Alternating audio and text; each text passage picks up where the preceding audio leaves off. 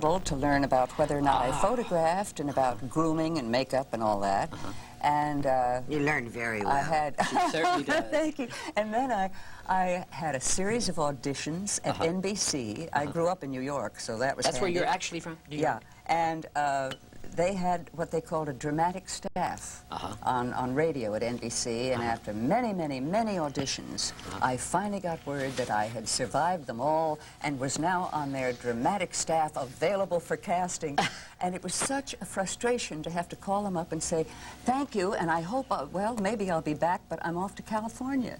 So I never did get to do any broadcasting on the dramatic staff for NBC, but that's sound, camera, and acting. There were just 3 separate studies. But your first film, you were with Lana Turner. You did a movie with Lana. What was that? It was Lana's very first lead. It was Lana's first lead? Yeah. What was that movie? It was a very good picture. It was called The Glamour Girls. These Glamour Girls. Those? These. It was actually, I think, set in Princeton. College. They called it Kingston, not Princeton. But it was about an Ivy League college weekend house party, still in the tail end of the Depression, with all these dewy-eyed young debutantes of fine family and ruined fortunes, looking for a suitable mate, and all of them husband shopping at the house party.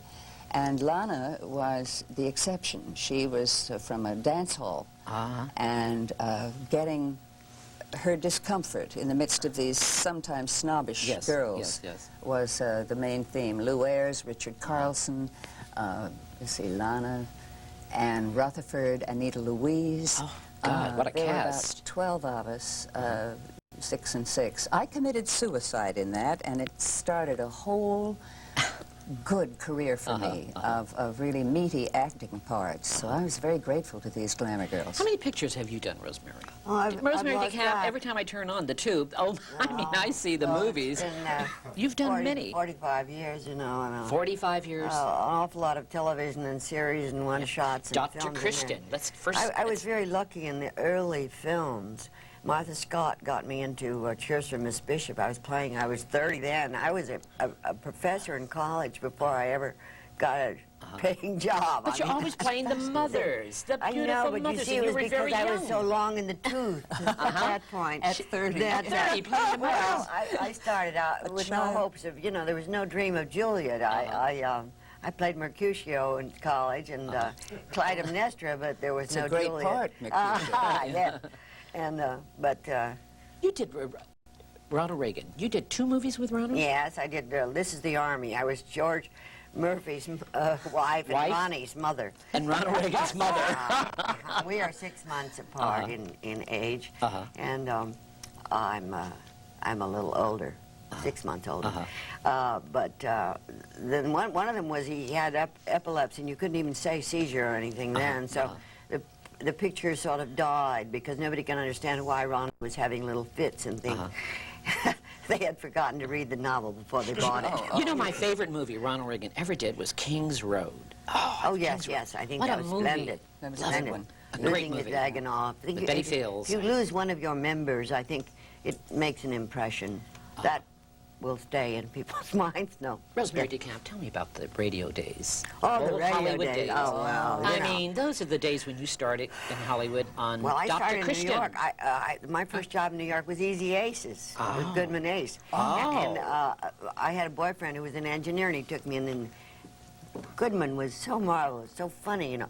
I thought Easy Aces was a bridge show, you know, not realizing his wit or having read his works. But they were darling to me, and from then on, I went on and did a lot of shows. I worked with Orson and, you know, all those. Orson Welles. Yeah, I think I did with WOR, The Shadow. Yes. And, You did The so Shadow. I ran around. We did funnies on Saturday morning with Agnes Moorehead, and we'd get $15 for doing the funnies. It was great. It was like going to the gym. You could play all kinds of parts, you know. And very broadly. And no director to tell you to tone it down, you know. So, and then I came back out here and started in Dr. Christian, which was With Lionel Barrymore. with Was it? No? Jean Hershow. Jean Hershow, I'm sorry. And 17 years and 4 children and marriage and so in that 17 years. Rather full, but I also was doing television and films at the same time, which made it difficult running off. Always had to do a show. At 3 o'clock, we had to do two, one for the East and one for the West then. And that's right. so I was always in the movie, you know, crying over my son who was doing something on the stage. And the assistant director, of course, loathed that kind of thing because they had to pull you out. And I was usually pregnant and I was sick and had to get over the hill to do the show at 3 o'clock. Enough of radio. Tell me, James Craig, do you still see him? Yeah, all those great movies you've done with him. James has left us. He did? Oh, did he? I didn't know that. I'm sorry. I think in the last 2 or 3 years. Has he? Oh, I see. Yeah. I haven't seen him for many years. Yeah. Margaret O'Brien, tell me about her. I do see Margaret. You do see Margaret? Oh, she's a lovely woman. Yeah. How many films have you done with Margaret? I did 2 with her. 2. And I thought she was an enchanted child. She had as pure an instinct, I think, as a child actress as I've ever seen. Do we have that today? Now, I want to ask you that. Do you think we have a child actress out there like Marsha Hunt? I think there probably are a number of them. Kids are awfully gifted. We need to find the ones with that gift, but I think they're all over the place. I see such good performances on television. There's tremendous turnover. Are you happy what's happening today of our business, of show business? Wretched. I'm wretched. I'm in mourning. Oh, there are some good ones made. Oh, of course. There are of a few. But the material, You pick the material. 2 or 3 a year. You can. That's about it. Yeah. But the material, don't you think that's important? That's It's what's all important. I'm a writer's wife. That's right. You were married to a writer. I still am. It'll be 40 years in another 10 days. That's right. Your husband is a scriptwriter. Yes. And his name was? Still is. Yes, I'm sorry. Robert Presnell, Robert, Jr. Is he still writing? Oh, yes, I see his name on You do? Yeah. You do? That's marvelous. What things has he done lately? Mostly feature films and television, movies for television. He did a few series scripts, but they're so prescribed. They have to be so in the formula of a series that it was much freer work to do the movies, which are longer. You know, the 2-hour things give you a much better chance to develop. 27 minutes, you can't tell much. Yeah. That's right, yeah. The Bob Cummings Show. Tell me about the Bob Cummings Show. Oh, that was great. We had so much fun. Did you? How many years were you on the fast. Bob Cummings Show? Oh, 5. 5 years? 5 He's my seasons, first leading anyway. man. Was he? Was he? Really? Bob Cummings was. I did 3 with him at Paramount. Wow, you're not But that old. at least, at least. Tell about the show. Yes. Well, you know, great director. When he finally got around to the fact that he got rid of the other directors and directed and played the star himself, you know, there was one camera for Bob, and there was a longer camera for the rest of us, and then sometimes there'd be an insert. And we had a cameraman who, the show finally killed him. He was whipping those crews around like whips, you know. And but it was marvelous fun and great people. Last we were still laughing at the jokes when we did it. And Bob had a marvelous way of using the time for lighting. You know, that's what kills you in pictures, is waiting. Yeah. Waiting, He always had 3 rehearsals going. There was the white one, and then there was the pink one, and then there was the one for blood. And those 3 had to take place before they ever cranked the film, because they want to save, this is economical, this show, and save the film. And when we went in there, the takes were all, look, yeah, you know, everybody knew just what they were doing. Very good. But we were still laughing. They were wonderful scripts. Paul Henning wrote the scripts. I see. And I think... Gordon McRae. Tell me about...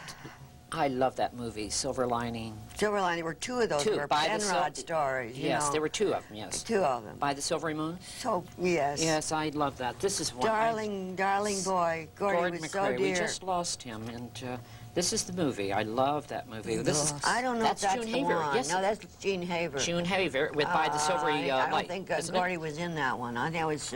Yes, Gordon was McRae in was that. in this. Was he? Yes, definitely. There he Where, is. where is he? Those there are the he twins. is. There is No, Gordon that's... McRae. Gordon well, McRae. is looks in like... this. Here we are. There we go. There's Gordon McRae right there. And Mary Wicks, marvelous. And Doris Day. Doris Day. Get letters from her. Her show's on cable somewhere. She has a talk show now, and she's doing very well. Yes. Animals. Good. Dogs. Yeah, let's talk, I love it. Darling woman. Great affirmative person. She must be. I've know, never met her, no. her, but I her- love her work. She before a scene, she'd go into she'd get out the Mary Baker Eddy book and work herself into the scene, but she had to have that 5, maybe 3 minutes to herself. And that was part of her life, her sparkle. That's part of her health. Rosemary, is this you and Johnny Garfield? Tell me. Can we get that close? Johnny Garfield. Where's this, in the commissary at the We did a thing called Pride of the Marines. Pride of the Marines. Yes, that was a great movie. But I love Johnny. Yes. What kind of guy was he, really? He was wonderful. I never will forget the day down at San Diego when this is 44, when we weren't doing too well, you know, in the Pacific. And the men were coming in without eyes, without legs and arms, and he was tied. He was supposed to be blind. He says, God, I'm a fake. I'm just a fake, and they're all bleeding, and they've lost their legs, and what do they think of me? It really tore him up. But he was awfully good in the part. Marsha Hunt has a thing you always, you know, I've known it every time I pick up the paper, charity. You're a lady of charities. You help people. Stars in your crown. Yeah, she is just a lovely lady, and you are right now in the Valley doing a thing for homeless. You are the mayor for the homeless. You started this. You are the president of this organization. Yeah. You are helping the homeless people in America in the Valley. Tell us, what do you Tell us about what this. Kind of places can you get for them? That's the big problem. We have thousands of homeless people just in the San Fernando Valley, and no facilities. See, the Valley's brand new. It sprang up as of and since World War II, and nobody dreamed of hard times. Who are they, these people? Who are these They're people? everything. They're veterans still haunted by Vietnam. They're deserted wives and mothers. There are whole families living in cars and vans, if they still have them. They're older people who couldn't handle the latest rent hike, who are living on fixed retirement pensions. They're certainly some alcoholics and drug-addicted people, but so many runaway teenagers, so many pregnant youngsters, all kinds. And many of them are just people who were let go during the recession and haven't been able to connect with another job since. Why aren't they on welfare? Or if they do you know there are a lot of the working poor who they have jobs, but they're so low paying that they can never get ahead enough money to pay the first and last months and the security amounts that's it. rent for a new place. So they live in their cars and they shower and clean up at the Y, and where they work, nobody knows they're homeless. What do they need what most? we're trying to do is to get facilities and services rolling, and now after 2 years of really hanging in there, there are 3 facilities soon to open. Oh, I'm glad. One will be for the homeless mentally ill, and I didn't mention that. Tell me about the mentally ill. They are letting them out of the institutions, and they're on the streets. That's it. That's They've what been really in our doing country. that for at least 10 years. Do you blame our government for doing this? I mean, It was well-intentioned, Skippy. The thought was that the people in our state institutions were really just being warehoused. Yes. They weren't getting the kind of treatment and cure that they deserved, and so they were on sedation, and some of them, you know, there were some pretty bad facilities. And the thought was, let's get them back to their home communities where their families and their friends and familiar places will help the restoring process with community services. The problem was the communities were not funded, they were not prepared, and the families that couldn't afford to take or couldn't hack taking back a mental invalid into their lives left the homeless wandering the streets, the most vulnerable of all the homeless, the prey to gangs and you know, muggers, whatever. But now there's going to be a place in the valley where they can get not only housing but treatment. And so we are doing something about it. We're starting, but there's a long way to go. What we have to do is to change people's attitudes. They're so fearful of the unknown. You know, that was the trouble with the civil rights movement. People didn't know people of a different skin color or racial background, and therefore they feared them. Now they're learning there was nothing to fear. But it took laws to force integration of schools and housing and so on. Well, once the residents, the people with homes, realize that the homeless themselves need protection. It isn't the people in neighborhoods who need protection from the homeless, it's the other way around. Of course. Then maybe they'll accept them. But these are not criminals. These are people who are victims of their own bad planning or the economy or their emotions. And there they are, up against it and in a kind of state of shock that this could happen to them. And they need understanding. They need a new chance. We house, we feed, we clothe our criminals. And we do nothing for our homeless. So it's time we did better than that. And you started this in the Valley, and so it's called the Valley Mayor's Fund? It's called the Valley Mayor's Fund. For homeless. The communities of the Valley have a lot of honorary mayors. I'm one of them. And I thought maybe if we pulled them all together, we could get a sense of this, like a patchwork quilt, all these communities of the Valley under the auspices of the mayors. And it's also the real mayors, Tom Bradley. And I see you have Steve who is the mayor of Tom is Los the Angeles. founder. Yeah, he is the mayor. Oh, that's such great work. That is wonderful. It's dogged, it's around the clock, and I had no idea how complex, how sensitive, you have to go how to much meetings of resistance. citizens? I live at meetings. She lives, yes. I was You not and Beverly born Garland's for in it meetings. too, I understand. Beverly was one of the founding mayors, Actually, there are only 4 honorary mayors on the board. I see. But we have the endorsement and encouragement of all the rest. Yes. I think that's great, Marsha. And, That's really but we are... There'll be a place for homeless women with children. And that's only a daytime place, but at least there'll be a place where they can take a shower. The first thing they want is to get clean. Because that's part of self-respect. And living, you know, on the grass and under bushes and in doorways and under freeways does not give you much self-respect. Yeah, we have a lot of homeless in America, don't we? This country I think it's millions. It's millions, yes.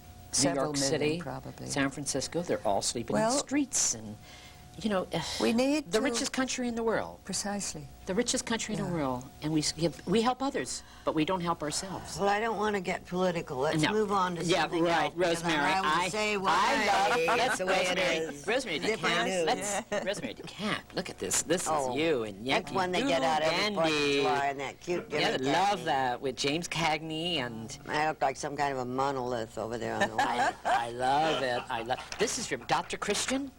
Oh, yes, yes. I love that. That's great. That was fun. I wasn't in the picture, but never mind. You know, here's Orson Welles. Yeah, I'm fat and he's skinny, great? isn't that Orson Welles. I I'm love pregnant and he's thin. We were doing a Lux radio theater. I look like Ethel Merman, don't you think? Yeah. What kind of guy Orson Welles was? I mean, very complex and very witty. He had funny and kind of a realist, too. Extraordinarily competent and imaginative in what he wanted to do. I really didn't work with him that much. I worked with him in radio. He never chose me for any of his movies. My husband directed him on a radio show. If anyone can direct Orson Welles, that was Robert's assignment here, and it was through Orson that Robert and I met. Oh, that's nice. Yeah. So how many times have you been married? We have him to thank. Pardon me? How many times have you been married? Once before. Once before. Yeah. And you, Rosemary? Just once, 45 years. 45 years. How many children do you have? 4. You have 4 children. Are they in the business, any of them? 2 of them worked in it, and then they lost interest and went into other things. I was happy that they did. Because I don't think, what do you think? Your father. A very harrowing profession. Tell me about your father, Marsha Hunt. Your father? Yes. He was the most gentle man I ever knew. He was a lawyer. He was a brilliant scholar. He went into law and then the legal branch of insurance. And then ultimately, because this new phenomenon, Social Security, that came into our land, needed a knowledge of law and insurance. So my father was offered New York City, which was the plum of the nation, and he turned it down for Los Angeles to be near me, because I was still a minor, just started at Paramount in pictures, so that the family could be together. So he managed the LA office and then created the Hollywood office of Social Security. He started the Social Security and he led that. He went on radio a great deal, explaining it to people, because it was a new, wonderful thing. I would like to know one thing about Robert Young. Tell me about Robert Young. Love Robert Young. I don't know that there's anything to tell that people don't already either know or sense about Bob. He's a highly intelligent, giving, caring, gifted man. And we did a picture, in the 40s called Joe Smith American, and then I did one of his TV shows. That was in 1942. Could have been. I don't know which of the 40 years. It was during the war. You were doing films in the 30s and the 40s. I started 50 years ago. How's that? 50 years ago. Imagine. Lovely. Yeah. Lovely. Doesn't feel like 50. But one of my favorite movies you did was with Brandon DeWitt and Carol Lindley, Blue Denim.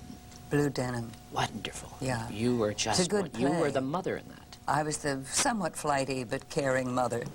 And that was a rather brave film for the 50s because it had to do with the 1959. The pregnant teenager. Tell me about that, those days. I mean, well, it was considered pretty brave to make that film and to deal with, 16-year-old pregnancy. And Brandon, the father, and what the film resolved with their deciding to have the child, but abortion was certainly mentioned and was considered, but it was unthinkable. Yes. Now, abortion is very much considered as the way to prevent a child from having to bear a child. And to get on with her education and discovering who she is and planning her family. Yes. Which is far better way. Brandon DeWitt, he was a good actor. It's a shame that he just what happened. I forget what killed Brandon. Was it an accident, an illness? Yes, he had a car accident. He was so dear that I wrote a poem when he had a birthday while we were shooting, and I remember, by the way, he had a different pronunciation. It was DeWilde. DeWilde. Brandon DeWilde, exactly. Certainly filled a need I had for a teenage lad, but it goes on and on with many, many verses about being his temporary mother. I see. He was a darling. He and Carol had a... Carol Lindley. I had her on the show, yes. Had her on the show. Had a short romance. They used to come over and play tennis. Yeah, they're darlings. Yeah. I understand you were in hotel. You just did a hotel thing? I was on hotel last year. Last year? Yes. Are you busy doing things now, Rosemary? Are you up for anything? Well, the hardest work of all, Skip, is at home. And I have a big house and a big family, and I work hard at home. Do you live in Hollywood area? I also do a lot of copper enameling. That's my out. Copper yes. enameling? Really? Yeah. Well, I've done it for years, and it's quite an escape for me. Also, I write. Yes. And you write all the time. Children's books. She wrote a child's book. I love it. Tell me a name of the children's book. Well, it was a dull title. They picked the title, you know. It's called Here, Duke. Dull, you know. But it was a dog we got at the pound. And That's how it. He, Can I show? How he There's the picture. never got over being hungry. Beautiful. I love it. Oh, well. I love it, Rosemary. So but I love pets and love... Get a lot of... We have one now that's extraordinary. We have to spell in front of her. Oh, understands too well. Yes, you know, you have to say W-A-L-K and get the L-E-A-S-H. Oh. Probably teaching to spell. She's that bright. She worked in pictures, I think, because she responds to hand signals Really? and has been debarked. Cat barked. Really? And I think they do that sometimes. Is that right? I didn't know. I think so. Two great ladies, tell me something. Directors in Hollywood, your favorite directors. What's most fun you had with people you work with on the sets? Your directors, tell me. I never loved a director more than Fred Zinnemann. Really? In whose first feature picture I was. They just celebrated his tremendous, singular career. I think he may be the most gifted, caring director I ever came across. And the other favorite was Jules Dassin, who went on to France to do all those wonderful things with Melina Mercouri and so on. Yes. But Julie and I did 2 comedies at MGM, and then Julie directed the first play I did on Broadway, and I felt safe doing it because I was in his hands. How long were you at MGM? Years? Well, it spanned 7 years, but I was under contract about 6, I think it was, yeah. Rosemary, Warner Brothers, those days. Oh, I favorite loved directors. Dave Butler, Tell me. Mike Curtiz, and at Paramount, Mitch Leisen. And that darling man. Hollywood has changed nowadays, hasn't it? Yes, I think the trouble is it doesn't come out of one mind, or even 2 or 3 minds now. It comes out of a whole lot of committee. Too many. Everything's made up by a committee. Too many? Dromedaries. You mean it was used to be out of one mine in Hollywood? Well, the great ones, the good ones, came out of 2 or 3, isn't that right? Yes, I agree. But it came out of knowing minds. And now we have, I think, children making pictures for children. Yes. And it would be nice to restore it to the grown-ups. Yeah. The cartoons, you know, that's what Hollywood's gone to. The people are cartoons. Yeah. And but it's the always, directors don't know what they're doing. I was a young child watching movies, and I always wanted to watch actresses, older actresses, good stories. And I was only 12. But what happened? Well, then you're different. It's not different. It's my era has changed. It's just, I used to go to movies and I wanted to see King's Row at 12 years old. Now, what happened? Cartoons are coming.